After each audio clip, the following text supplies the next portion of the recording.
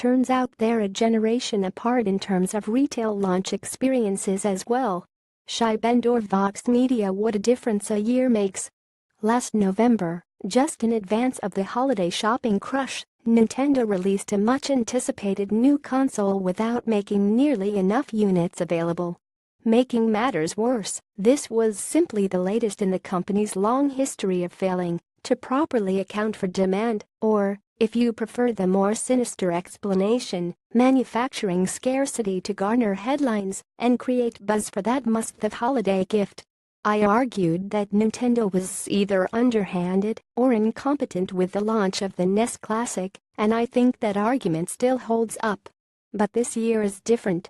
While buying a NES Classic Edition remained a shit show for the entire lifespan of the product, culminating in Nintendo discontinuing the product entirely in April, the SNES Classic Edition has been wildly popular, but still possible to acquire.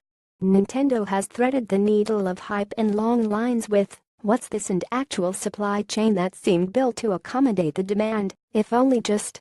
Sure, not everyone got one. I waited in line for just an hour this morning, and the same GameStop that had only 5 units last year had 12 this year. I was number 11. There were a half-dozen people behind me who left disappointed. But just over the bridge in Cherry Hill, New Jersey, a friend was at a Target with 50 units and no lines. We saw this pattern repeated all over the Polygon newsroom today.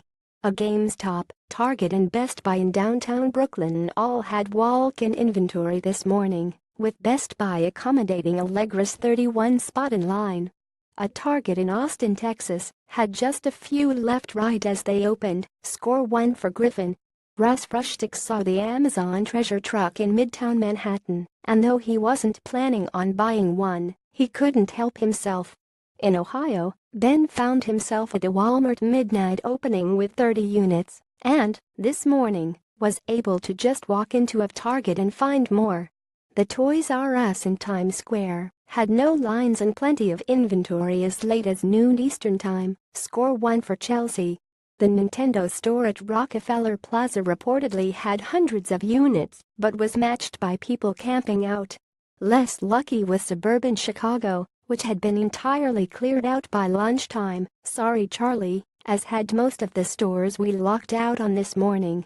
A glorious 5 registers open this afternoon at the Times Square Toys R Us.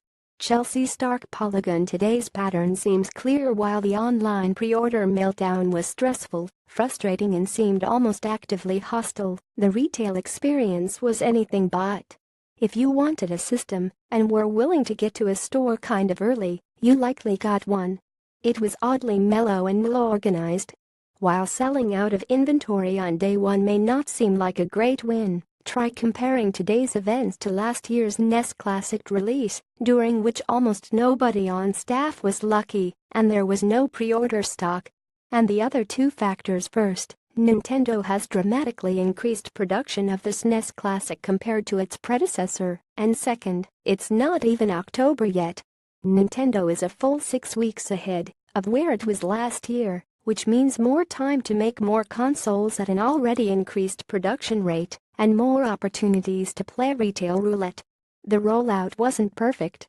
The online pre-orders were a mess. Nintendo's Reggie Fils-Aime says it was outside our control, and we don't know when retailers will get more stock in, though they promise more throughout the holiday shopping season. But I'm still dizzy from the possibility that Nintendo has actually learned a lesson from last year's disastrous rollout.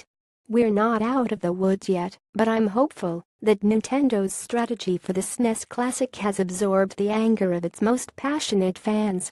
After all, the NES Classic Edition relaunches in 2018, and so many of you never did find one.